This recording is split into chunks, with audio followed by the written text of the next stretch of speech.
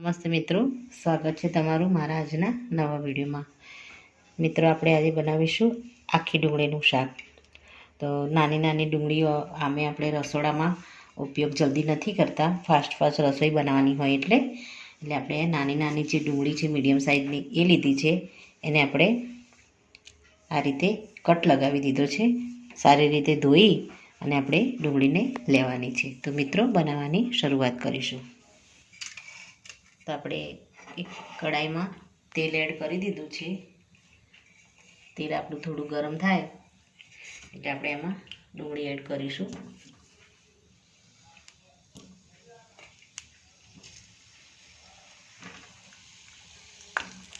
ડુંગળીને આપણે સારી રીતે ધોઈ અને લીધી છે।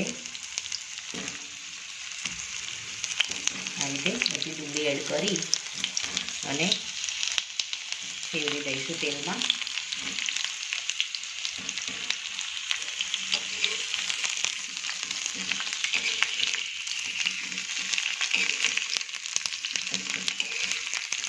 ડુંગળી ઉપર થોડું તેલ લાગી જાય અને થોડી ફ્રાય થઈ જાય ત્યારબાદ આપણે એને બહાર લઈ લઈશું।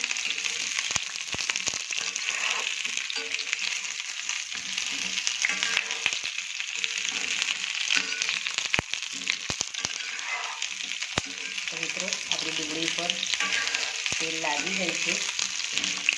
ડુંગળીનો કલર ચેન્જ આપણે નથી કરવાનો। એકાદ મિનિટ આવી રીતે હલાવી અને ડુંગળીને આપણે બહાર લઈ લઈશું। મિત્રો, આપણે ડુંગળીને અલગ કાઢી લીધી છે। હવે આપણે મસાલા તૈયાર કરીશું।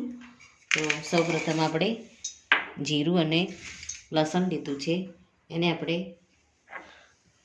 ખવણીમાં વાટી લઈશું। મિત્રો, આપણે લસણ અને જીરુંને આપણે સારી રીતે વાટી લીધું છે। હવે આપણે બીજો એક મસાલો હું તમને બતાવી દઈશ। આ મસાલો મેં બનાવીને રેડી રાખ્યો છે। ચણાનો લોટ 2 ચમચી લેવાનો છે, એમાં જીરું અને મરી વાટીને એડ કરવાના છે, થોડું મીઠું નાખવાનું છે અને તેલ નાખી થોડું અને આને આ રીતે મસળી દેવાનું છે થોડો। આ મસાલો આપણે ડુંગળી ઉપર સ્પ્રેડ કરી દઈશું। ડુંગળી આપણે સરસ એવી ફ્રાય કરી દીધી છે। આ મસાલાને આપણે ડુંગળી ઉપર મૂકી દઈશું અને મસાલા સાથે ડુંગળીને થોડી મિક્સ કરી દઈશું હાથ વડે।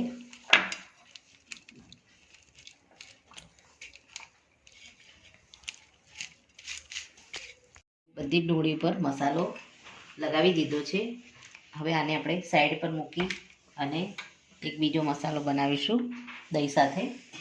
તો અહીંયા મેં એક મીડિયમ વાટકી દહીં લીધું છે, ફ્રેશ દહીં લીધું છે। આપણે ખાટું દહીં એડ નહીં કરીએ। આમાં આપણે થોડી હળદર એડ કરીશું અને કાશ્મીરી લાલ મરચું એડ કરીશું અને થોડું મીઠું એડ કરીશું। થોડું આપણે મીઠું એડ કરીશું અને આપણે હલાવી લઈશું।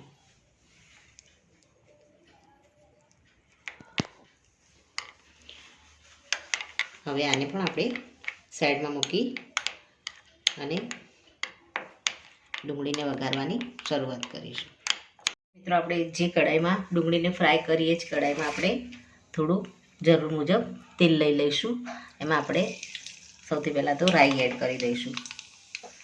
રાઈને આપણે થોડી તડતડવા દઈશું। ત્યારબાદ એમાં આપણે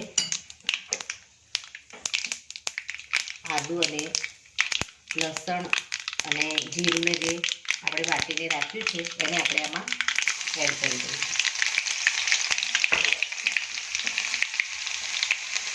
ત્યારબાદ એક મીડિયમ સાઇઝની ડુંગળીની આપણે ગ્રેવી કરી છે એને આપણે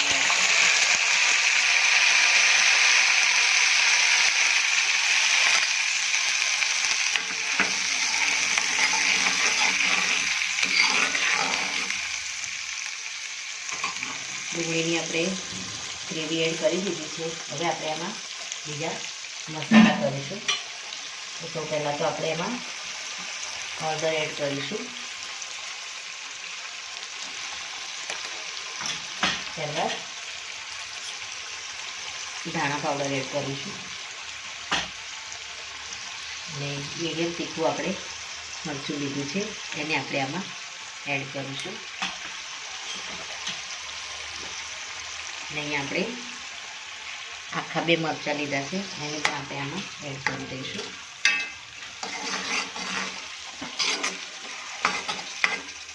આપણે ગ્રેવીને સારી રીતે થવા દઈશું તેલમાં.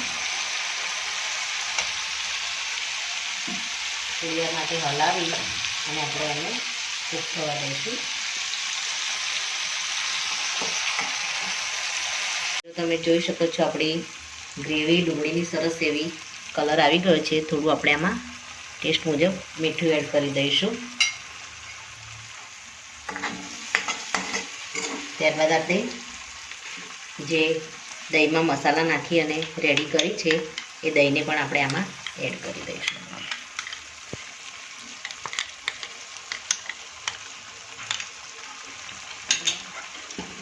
હવે આને આપણે સારી રીતે હલાવી લઈશું.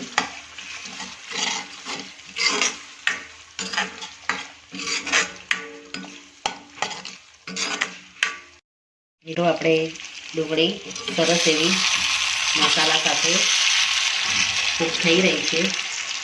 આને થોડી વધારે કૂક કરવા માટે આપણે પાણી એડ કરી દઈશું. જે વાસણમાં આપણે ડુંગળીને ફ્રાય કરીને લીધી હતી એમાં જ આપણે પાણી રેડી અને ડુંગળીમાં એડ કરી દઈશું. હવે આપણે ઢાંકણ ઢાંકી અને ડુંગળીને સારી રીતે કૂક થવા દઈશું. આપણે હવે શાકને ચેક કરી લઈશું. આપણું શાક સરસ એવું થઈ ગયું છે. આપણે ઉપરથી ગરમ મસાલો એડ કરી દઈશું. ગેસને આપણે બંધ કરી દઈશું અને કિચન કિંગ મસાલો એડ કરી દઈશું. ઉપર થોડા સમારેલી કોથમીર એડ કરી દઈશું અને ફ્રેશ ક્રીમ આપણે લીધી છે એને આપણે આમાં એડ કરી દઈશું. હવે આને આપણે એકવાર હલાવી દઈશું.